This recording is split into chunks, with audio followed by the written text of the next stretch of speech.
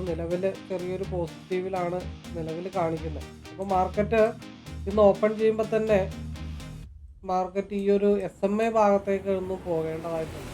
Price ഞാൻ select ചെയ്തിരിക്കുന്നത് 25,300 C ആണ്.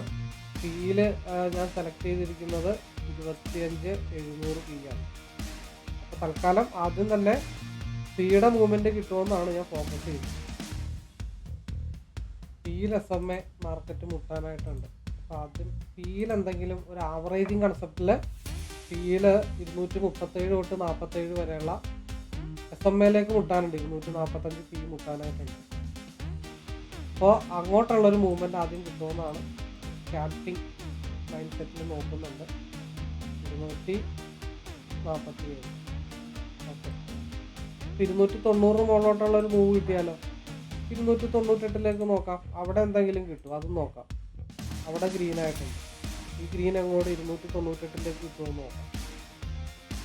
291, 292, 292,